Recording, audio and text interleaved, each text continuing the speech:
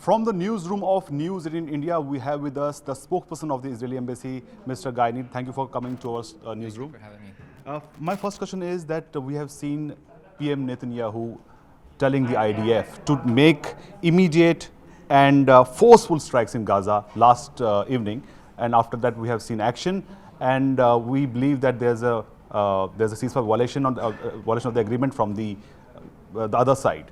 What do you have to say about it? So first of all, we saw the violation on the Gazan side, right? So we're seeing for the last few days, violation after violation coming from Hamas. And yesterday, what we were seeing two things. One, that Hamas terrorists are crossing the yellow border that was agreed on. Mm-hmm. And the second thing is that Hamas is firing at IDF soldiers. So these are clear violations, and this is something that needs to be taken care of. If they're violating it, we're going to, if they're violating the ceasefire, we're going to need to stop them in their tracks. But does it mean that ceasefire will hold?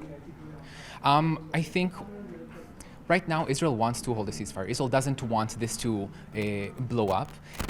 We're seeing these violations. We're being very cautious not to break anything. If we see a terrorist, we're going to block him in his tracks. But we're not going to stop everything and break the entire deal. We don't want that.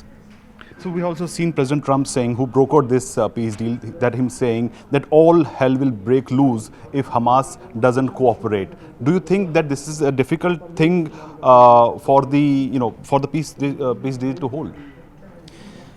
Of course, if Hamas doesn't cooperate, if Hamas breaks the deal, it's going to be very difficult to hold. I don't think that we want to break the deal. I don't think that the US wants the deal broken. Right now, it's in the hands of Hamas. They have a list of things that they need to do in order to comply with this agreement, and they need to make it happen. They need to bring back the deceased hostages that they promised that they're going to bring, and they haven't done it yet. They need to stop collecting their weapons and crossing the yellow line. They need to follow these agreements, and if they're not going to do that, then it's going to be very problematic. But is there a timeline to follow the agreements that happened between the two sides? Is there a timeline that you're looking forward? Because we have been seeing that President Trump has been giving enough time and asking Hamas to cooperate. So, from what I understand, President Trump has been given 72 additional hours to Hamas to comply. What will happen afterwards, that we'll need to ask the U.S. spokesperson, because I'm not going to speak on their behalf. But what we are seeing, we're hearing from that side, is that they are giving them time to comply with these requests.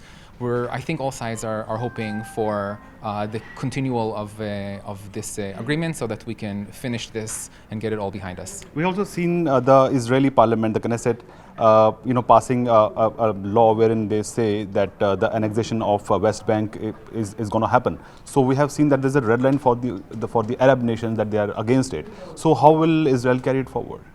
I don't think it's exactly annexation. I will explain. So what you're calling the West Bank is the Judea and Samaria. Judea, that's where the word Jew comes from.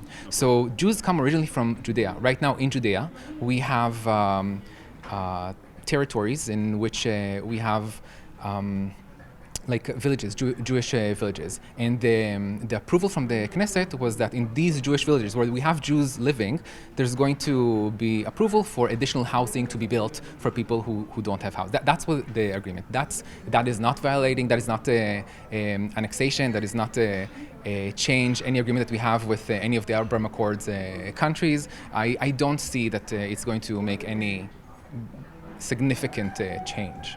And also my last question, how do you think that India and Israel can cooperate to fight against terrorism? Because we have seen that both the countries have been a victim, especially India is a victim to cross-border terrorism.